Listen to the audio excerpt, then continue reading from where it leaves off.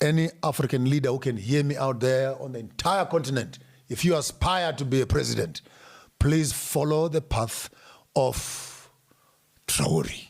Africa does not need democracy. What do we need? It's a smokescreen of lies, which allows imperialism and neocolonialism to continue. Africa needs dictators. Africa needs military dictators. Military, not just any other dictator. Military for security. Dictators in that they must dictate the right thing.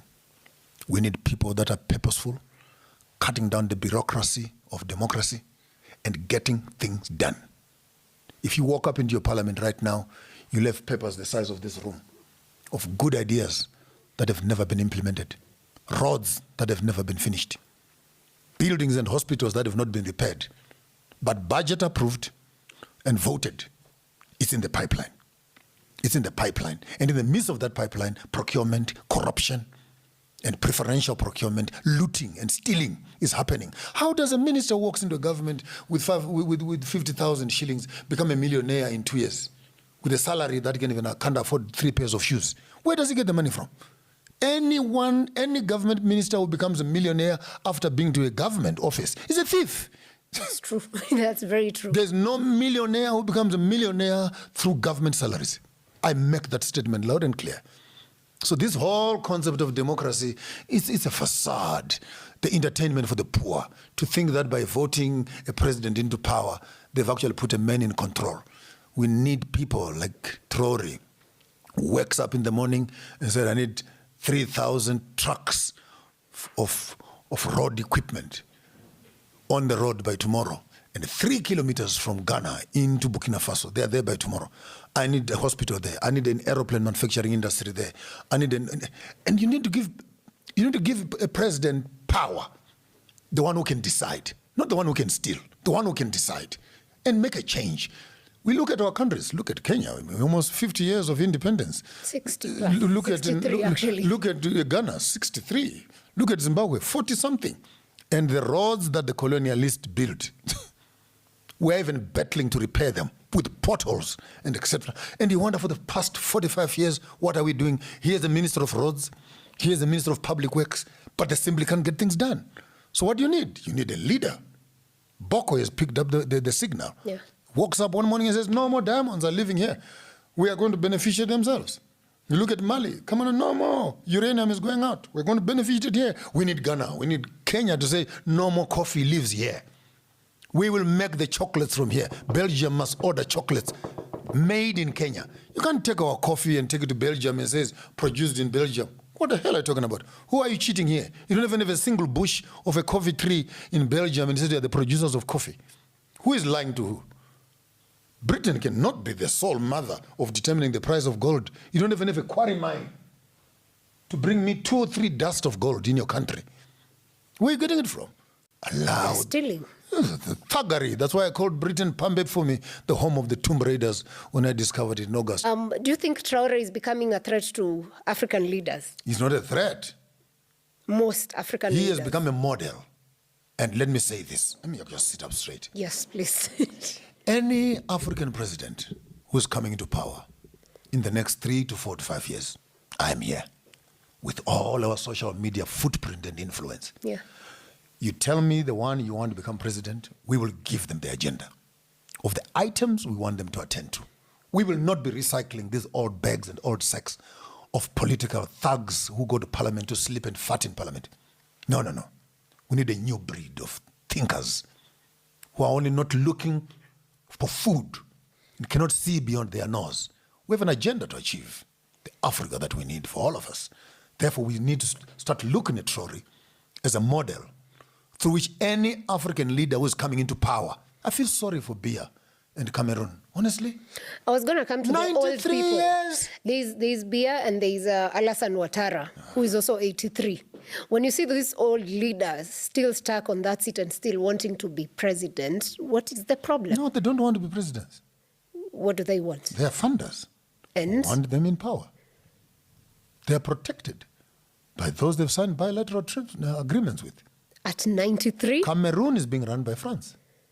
The president is sick, sitting in Cameroon for 8 months, 9 months in his hospital bed The French embassy in Cameroon is running Cameroon. Shocked? Not really. But that's the reality. Yeah. The whole media of BIA is being run from France, from Paris. What do you expect? So in as much as you talk about African leaders want to hold on to power, come on, just open up your eyes a little bit. Is it the same for Ivory Coast? They 'Cause don't- Alassane Ouattara is 83. The whole There thing, were even demos last week, actually. who has an interest in his power? Is it the local people or the foreign multinational companies who have an agreement with him to do trades for so many years? Some of them got 30 years, some of them 99 years to do business with this guy. What makes you think that they'll be willing to watch and wait for you as a small little young opposition leader to come into power to overturn the treaties that they've signed? Are you not aware that in Burkina Faso, Mali, and Niger, the French are lurking around looking for coups to push these guys out? Why? They want to renew the old contracts. This is business. Politics is a prostitute of economics. So you talk about politics, they're talking about money and business, treaties, trade agreements, and whoever is in power must protect these trade agreements. So is France fighting its way since they've been sent away from Mali, Niger, and They didn't go, Burkina they just Faso? went next door. They just Also, went they're next door. now playing in They the went, neighborhood. They went to Cote d'Ivoire, some of them are hiding in Guinea-Bissau, some of them are hiding there, again regrouping, and stupid neighboring presidents, instead of seeing the light that is flicking a path in which you must walk, you still go to bed with the enemy. And anytime you see African leaders doing those funny little smiles, shaking the hands of the white men, you must get worried. Because the question is, did you sit in parliament and actually approve for him to go and do that, or is doing that at his own will? Some of those treaties that are being signed there, the parliament is not even aware of what's happening there. Did you see? Did you pass the action for your Kenyan soldiers to go to Haiti? Actually, Do you remember lifting your hands in parliament and agreeing for your brothers to go and die in Haiti? I think my parliamentarians were surprised that they were going. There you go. So was he acting out of the instruction of the government, or he was acting from his own heart? And that's democracy for you. You elect one person to make decisions on your behalf.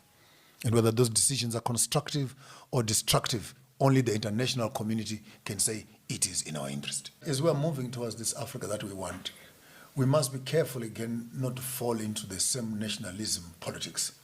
We needed to start strategically positioning ourselves and say, where are these materials being found? Yeah. And what kind of support as neighboring countries can we give? Good example, Angola. There's oil. The whole sea there is full of oil, Yeah. unlimited resources. So here we are in Zimbabwe, buying our oil from Iraq and Russia, thousands of miles away from here. But right across the Zambezi, Is Angola. there's oil. The same budget you are using for shipping oil from there, as government, why not walk across there and develop that refinery and then pump through Zambia or through Kasongula, one pipe on the Zambezi River. Angola is here, Zambia is here, Namibia is here, Botswana is here, Zimbabwe is here. Build a city, a new city, right there, and service each other. So look at 5 countries right now sitting on a table and say, you have oil, let's support you. Congo, you have maize and agricultural space, let's support you. Botswana, you have diamonds and jewelry, let's support you. You know, Zimbabwe, you have this. It is this strategic conversation that, and the weakest link on African unity are our presidents. Because apparently when we become united, they'll lose power. So all of them are holding on to their seats. They don't want this thing to happen. Because some of them even claimed national budgets as their family businesses.